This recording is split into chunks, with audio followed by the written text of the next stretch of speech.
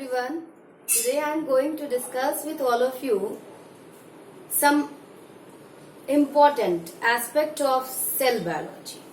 And this important aspect of cell biology is cytoplasmic organelle. So cytoplasmic organelles are those organelles which are embedded or suspended in the cytoplasm of cell. So one by one I will discuss about each cytoplasmic organelle in detail, about its structure, about its function, and how it discover whom the credit goes to. It means everything. सब कुछ discuss करेंगे आज एक एक करके हर एक cytoplasmic organelle के बारे में. तो जो पहला साइटोप्लाज्मिक ऑर्गेनल आज डिस्कस होगा वो है mitochondria. Okay, so here it is written mitochondria. Mitochondria obviously अभी हम बता रहे हैं, बोल रहे हैं माइटोकॉन्ड्रिया क्या है. One of the important cytoplasmic organelle. क्या है? साइटोप्लाज्मिक ऑर्गेनल है. देखो ये माइटोकॉन्ड्रिया वर्ड एक्चुअली प्लूरल है. ओके, और माइटोकॉन्ड्रियन अगर कहीं लिखा है माइटोकॉन्ड्रियन, दिस इज सिंगुलर. ये दोनों ही एक ही चीज है, अलग नहीं है. The difference is just singular and plural. And ये दोनों क्या है, मतलब एक क्या है, ये क्या है, इट इज साइटोप्लाज्मिक ऑर्गेनल. क्या है? Cytoplasmic organelle. And this cytoplasmic organelle is basically one of the important organelle of eukaryotic cell. Prokaryotic cell में ऐसा कोई ऑर्गेनल होता ही नहीं है, कोई भी मेम्ब्रेन बाउंड ऑर्गेनल का कॉन्सेप्ट नहीं है. तो जब यूकैरियोटिक सेल में हमारा माइटोकॉन्ड्रिया होगा तो यहाँ पे लिख सकते हैं cytoplasmic organelle of eukaryotic cell. ठीक है, तो यूकैरियोटिक सेल में साइटोप्लाज्मिक ऑर्गेनल और one of the organelle is mitochondria. Now the discovery of mitochondria. ठीक है, तो इसकी डिस्कवरी की क्रेडिट जाती है रिचर्ड अल्टमैन को. And Richard Altmann in the year 18th century, in the century 18th century में इनका डिस्कवरी था माइटोकॉन्ड्रिया का. तो क्या लिख सकते हैं हम लोग? Richard Altmann. तो रिचर्ड अल्टमैन 18th century. ठीक है, but the term mitochondria was coined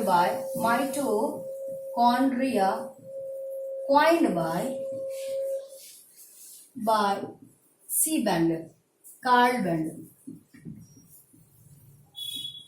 okay, तो कार्ल बेंडर को क्रेडिट मिलता है माइटोकॉन्ड्रिया वर्ड को कॉइन करने के लिए, और डिस्कवरी का क्रेडिट मिलता है रिचर्ड अल्टमैन को. और एक और, माइटोकॉन्ड्रिया का लिटरली मतलब क्या होता है? What is the meaning of this word mitochondria? It is a Greek word. Actually ये ग्रीक वर्ड है, ग्रीक वर्ड, और इसका मतलब होता है माइटोन means grain.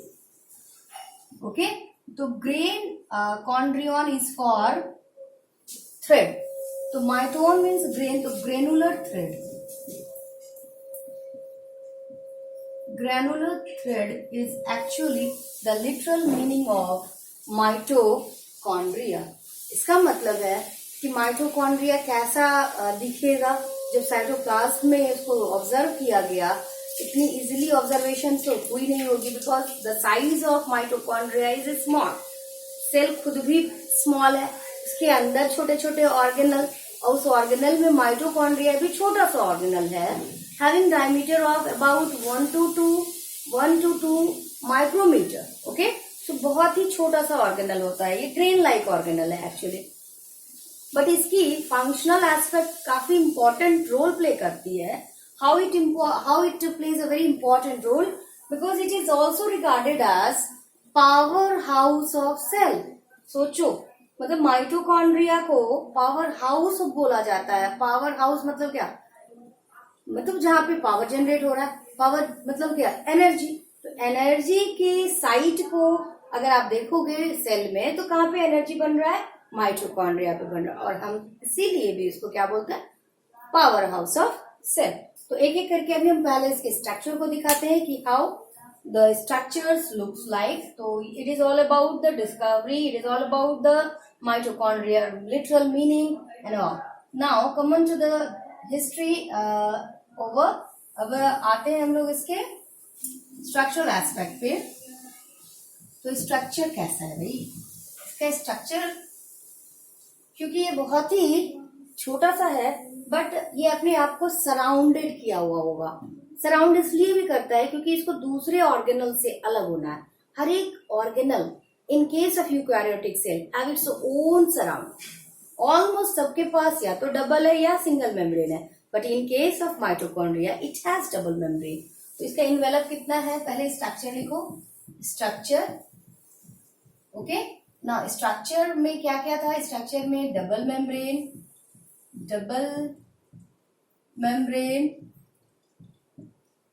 Second is ground substance जिसको कि मैट्रिक्स बोलेंगे।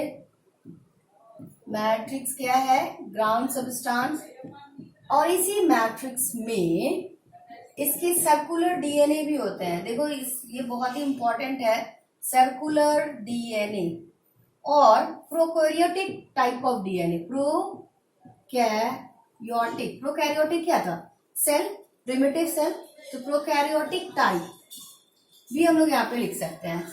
दैट इज व्हाट आरएनए होगा। नेक्स्ट, इसमें खुद का राइबोसोम्स भी होता है, और राइबोसोम क्या कर रहा था, अपना खुद प्रोटीन बनाता है। Ribosome, RNA, circular DNA, matrix, double membrane and phosphate granules. Okay, so कहीं ना कहीं अगर आप देखो तो डीएनए है, आरएनए है, राइबोसोम्स है और फॉस्फेट ग्रेन्यूल है। यही इसको वैरी करता है, यही इसको डिफ्रेंशिएट करता है from other cytoplasmic organelle. And hence इसमें क्यों, क्या, कैसे होगा, थोड़े थोड़े देर के बाद हम लोग जानेंगे कि क्यों इसको पावर हाउस कहे या क्यों इसको सेमी ऑटोनोमस सेल ऑर्गेनल कहेंगे। ये सारा कुछ हम लोग इसी के स्ट्रक्चर से डिस्कस करेंगे। अब देखो ये मेम्ब्रेन, ये सारा क्या है, स्ट्रक्चरल कंपोनेंट। ये दिखता कैसा है, तो बहुत बार इसको देखा गया है ओवल, कई बार ये स्फेरिकल, बहुत सारे इसके स्ट्रक्चर हैं, शेप है। तो डबल मेम्ब्रेन है, यहाँ मैंने लिखा है डबल मेम्ब्रेन। एक तो ये मेम्ब्रेन हो ही गया। अब ये दूसरा मेम्ब्रेन बड़ा ही अनोखा होता है इसका। ये देखो इस तरह से इसके मेम्ब्रेन क्या होते हैं, इनफोल्डेड होते हैं। अंदर के ग्राउंड सबस्टांस में इनफोल्डिंग्स होती है इस तरह से, इनवर्ड प्रोजेक्शन भी आप इसको कर सकते हो। मतलब मेम्ब्रेन है but it get enfolded towards the ground substance as to increase the surface area for performing its function. And the function is what? The site for cellular respiration. Okay? तो क्या मैंने लिखा, ये क्या था, ये एक्चुअली ग्राउंड सबस्टांस है जिसको कि हम क्या कर रहे हैं, मैट्रिक्स कह रहे हैं। ये क्या है, आउटर माइटोकॉन्ड्रियल मेम्ब्रेन। ये क्या है, इनर माइटोकॉन्ड्रियल मेम्ब्रेन। और इन दोनों के बीच में ये क्या है, इंटर मेम्ब्रेन स्पेस।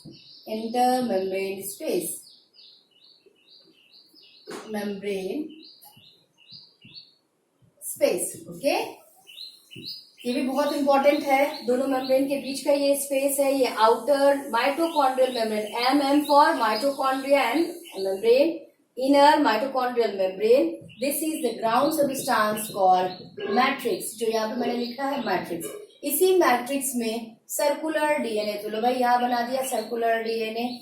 आरएनए है तो आरएनए है, राइबोसोम्स है लोकेटेड, ये रहा राइबोसोम, ये इस साइड बनाते हैं, राइबोसोम है। एंड फॉस्फेट ग्रेन्यूल्स है, ये फॉस्फेट ग्रेन्यूल्स है, थोड़ा बड़ा होता है। राइबोसोम छोटा होता है, इसीलिए डॉट ऑफ लाइक स्ट्रक्चर भी आप इसको बना सकते हो। तो ये क्या हो गया यहाँ पे, राइबोसोम। ये क्या है, फॉस्फेट ग्रेन्यूल। ये हमारा क्या था, ये है सर्कुलर डीएनए और ये क्या है, ये मैट्रिक्स है, ये ग्राउंड सब्सटेंसेस। अब समझो यहाँ पे है क्या, ये इंटरमेम्ब्रेनस स्पेस और आउटर माइटोकॉन्ड्रियल मेम्ब्रेन या इनर माइटोकॉन्ड्रियल मेम्ब्रेन की बात कर रहे हैं। It is together called as the envelope of mitochondria. तो एक साथ अगर हम इसको ऐसे करके लिख दें, ये तीनों एक ही साथ, mitochondrial envelope, mitochondrial envelope. Okay, ये माइटोकॉन्ड्रिया का इन्वेलप हो गया। इसके इनर मेम्ब्रेन की खासियत क्या है, खूबी क्या है कि ये अंदर से प्रोजेक्टेड है। इस प्रोजेक्शंस को क्रिस्टा बोलते हैं। ओके, इसी प्रोजेक्शंस को एक्चुअली यहाँ यहाँ यहाँ जहां भी है, और ये क्रिस्टा क्यों बना, it is a modification. How come, कैसे ये मॉडिफिकेशन, और क्यों करेगा ये मॉडिफिकेशन, क्यों करेगा, क्योंकि इसका फंक्शन है सेलुलर रेस्पिरेशन का site, to increase the surface area for better or for more cellular respirations to take place. These type of modification occurs in the inner mitochondrial membrane. तो ये क्या हुआ, इसको हम लोग यहाँ पे लिख देते हैं, इस साइड से भी लिख सकते हैं क्रिस्टा। तो ये क्रिस्टा क्या था, इनवर्ड फोल्डिंग प्रोजेक्शंस, ये रहा हमारा, और इस तरह से जो प्रोजेक्टेड है, दिस इज क्रिस्टा, ये अंदर से, ठीक है। तो ये हमारा क्या है, it is all about the structural aspect of mitochondria. और माइटोकॉन्ड्रिया इतना ज्यादा इम्पोर्टेंट है क्योंकि जितने भी साइटोप्लाज्मिक ऑर्गेनेल होंगे उनको जो एनर्जी चाहिए होगा, वो एनर्जी कहाँ से उसको मिलेगा, यहीं से मिलेगा। अब इसीलिए भी यहाँ पे क्या कहेंगे, it is power house of cell. क्या, क्यों कहेंगे इसको power house of cell, because the cellular respiration of substrate actually takes place at this mitochondria. Okay, तो ये तो था इसका स्ट्रक्चर।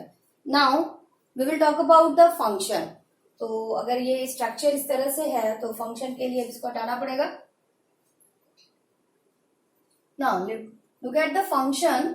फंक्शन क्या है भाई इसका, पहला फंक्शन तो जब सबसे इंपॉर्टेंट जो बोलते आ रही हो वो क्या है, site of cellular respiration, site of cellular respiration. तो यहां लिख सकते हैं फंक्शन, फंक्शंस ऑफ माइटोकॉन्ड्रिया। पहला function, it is site for cellular respiration, ठीक है। तो रेस्पिरेशन क्या था, रेस्पिरेशन मतलब बनना है अब एनर्जी का, टूटेगा, सबस्ट्रेट टूटेगा और टूटने के बाद एनर्जी मिलेगा, तो ये रेस्पिरेशन हुआ। तो ये एनर्जी जो बना, एनर्जी किस फॉर्म में था, एनर्जी जो बना माइटोकॉन्ड्रिया में, एक्चुअली जो साइट था जिसके कारण ये energy always in the form of very unique substance that is ATP. A stands for adenosine, okay, T stands for tri and P stands for phosphate. So this is what we call energy currency. इस adenosine triphosphate को हम क्या बोलते हैं, cellular energy currency, cellular energy currency. Currency समझ रहे हो, currency तो Indian currency rupees. Suppose dollar मिला तो क्या हम लोग उसको उस फॉर्म में कर सकते हैं खर्च, नहीं, उसको कन्वर्ट करना होता है। वैसे ही एनर्जी मिला, ओके भाई, सेलुलर रेस्पिरेशन हुआ, एनर्जी मिला, बट इस एनर्जी को it has to get converted into energy currency form, that is ATP. And what is ATP, it is the cellular energy currency of every cell. ये क्या है, cell का energy currency है, which cell use to use it, मतलब इसको use करता है because इसी फॉर्म में हमारा कोई भी सेल एनर्जी को कंज्यूम कर सकता है, ठीक है। और ये बना कहाँ, एटीपी कहाँ सिंथेसिस हुआ, एटीपी सिंथेसिस हुआ माइटोकॉन्ड्रिया में। अब एटीपी कहाँ एग्जैक्टली अगर स्ट्रक्चर को देखें तो एटीपी सिंथेसिस होता है इसी जगह, मेम्ब्रेन में कुछ यहाँ, ठीक है। तो इस तरह से हम लोग इसको देखें कि it is a site for cellular respiration. It is called as या रिगार्डेड एज, कॉल्ड अच्छा उससे बेटर है regarded, it is regarded as power house of cell. ठीक है, तो इसको क्या बोलते हैं, पावर हाउस ऑफ सेल। तो पावर हाउस इसलिए भी बोले थे क्योंकि यहाँ पे एटीपी बना था, और एटीपी क्या था, एनर्जी करेंसी था, और एनर्जी करेंसी किसके लिए, सेल के लिए, hence it is also called power house of cell. अब हम लोग इसके अलावा जो साइटोप्लाज्मिक ऑर्गेनल है, क्लोरोप्लास्ट, अपने नेक्स्ट वीडियो में देखेंगे। Thank you.